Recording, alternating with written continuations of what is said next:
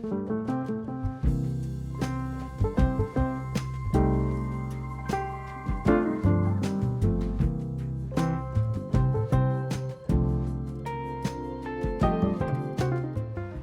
everyone and welcome back to another episode of TBD Crafts with Gabriel. I of course am Gabriel and today I'm going to be putting together a trench diorama. The reason for it is primarily for figure photography, but being a fan of tabletop gaming as well, I figured this would have the potential to double as a gaming board.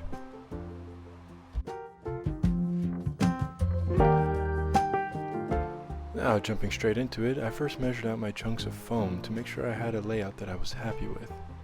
Once all the measurements were finalized, I used my hobby knife to cut the pieces down to size and use hot glue to lock them into place.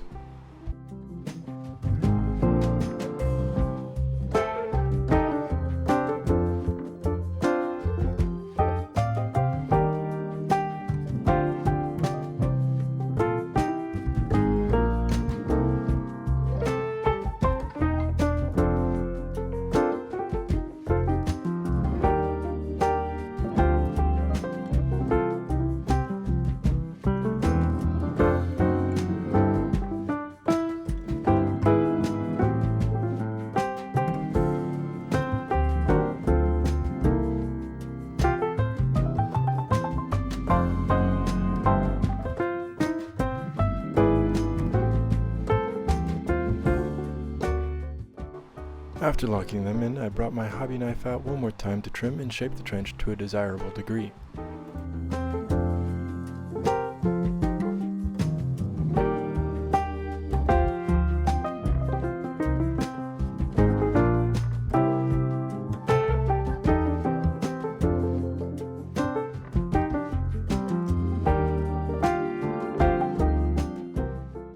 After getting a rough shape of it and cleaning off all the excess, I grabbed my torch and smoothed it all, as well as added some variation in the base layer of foam. It is extremely important to remember that if you're going to put fire to foam, to be in a well-ventilated area and wear a respirator. I find it's best to avoid cancer as much as possible.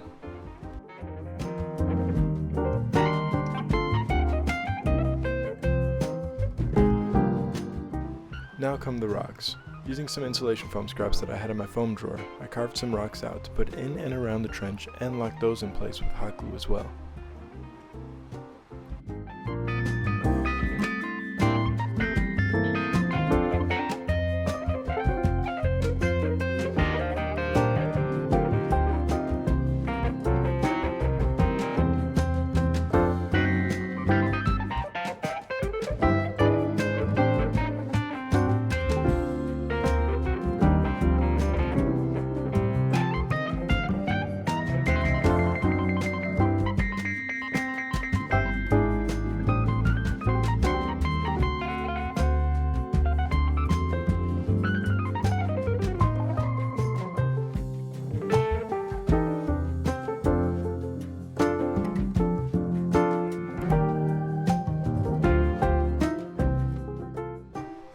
Moving on to ground texture, I used a bit of plaster mixed in with some water and Mod Podge and paint.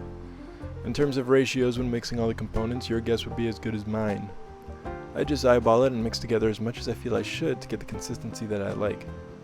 If you have an exact measurement, please make sure to let me know down in the comments below. I would love to give it a try on my next diorama. The Mod Podge I'm using in this video I had already tinted with paint, and I used my fingers to help spread it all around the diorama.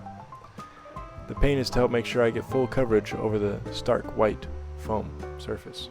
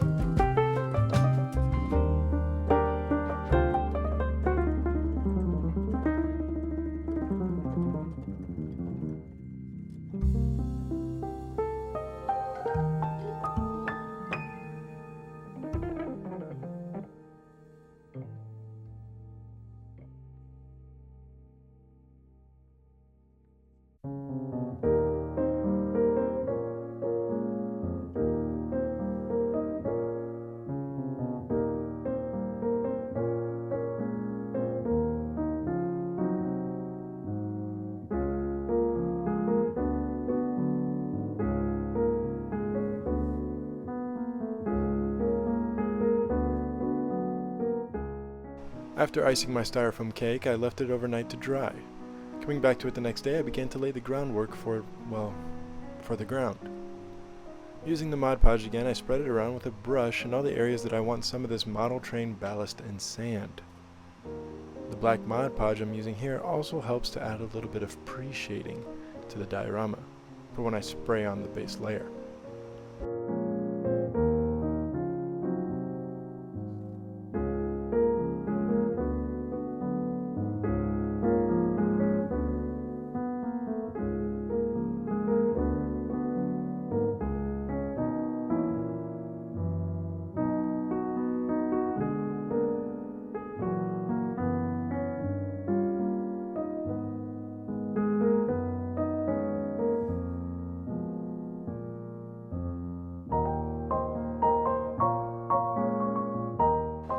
Once the first layer of ground texture was laid on and the Mod Podge had fully dried, I used watered down PVA glue, which is just fancy talk for Elmer's glue, and isopropyl alcohol to really cement the whole thing down.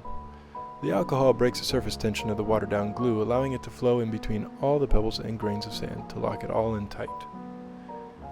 Afterwards, while the glue was still wet, I went back with a paper towel and soaked up all the excess.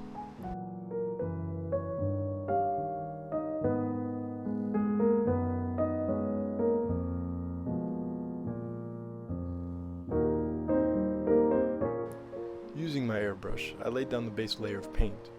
I wanted to use this shade of brown specifically, but only had a few drops left in my bottle. And I'm honestly quite surprised I was able to paint this whole thing with that tiny amount. Just goes to show what you can accomplish with a heckin' lot of airbrush paint thinner. A surprise to be sure, but a welcome one. And you can see here just how much that pre-shading is helping to make the ground pop.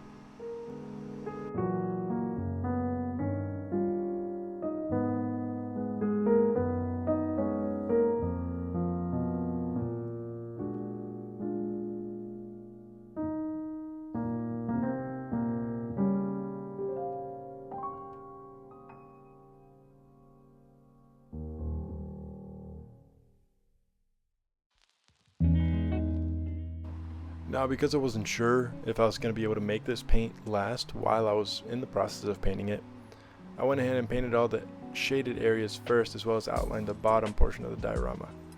And afterwards went back and painted the whole thing once I realized I had more than enough paint.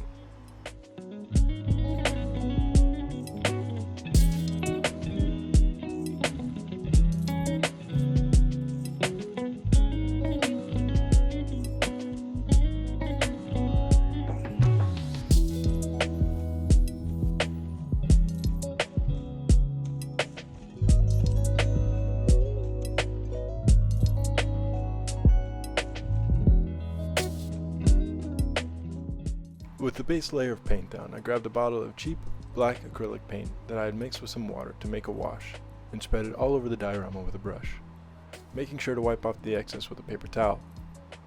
This helps bring out the details on the piece as well as give the whole thing a sense of depth.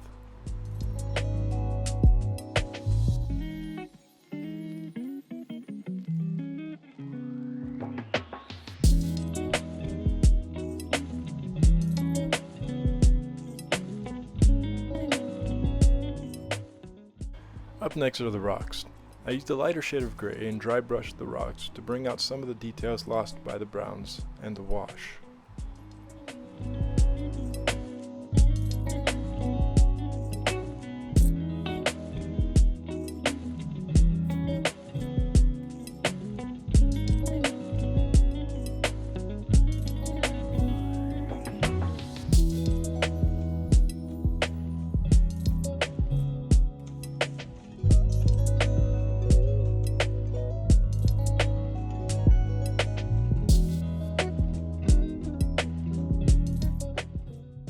Since my Mod Podge was tinted, I painted on some more PVA glue around the diorama in order to add some green flocking. I made sure to only use this along the edges of the diorama, avoiding the interior of the trench. Considering how digging works in real life, I felt this made the most sense for the flocking. I also did it in sections just to avoid the glue drying before I was completely done, and also allowing me time to pick and choose the shapes that I wanted.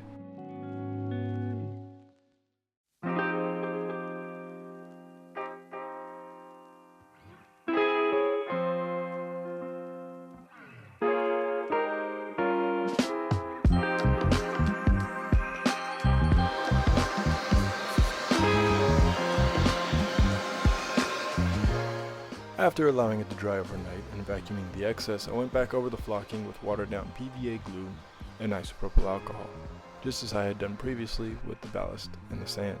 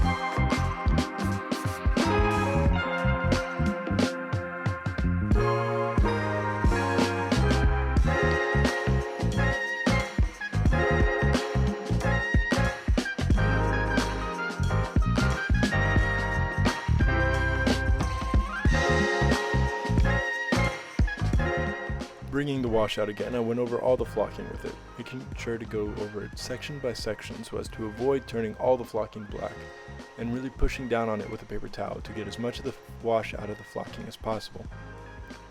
You see, flocking acts like a sponge and will just absolutely absorb all of it. I used this to tone down the green as well as dull the glossy edges left behind by the glue after it had dried, tying the whole diorama back into itself.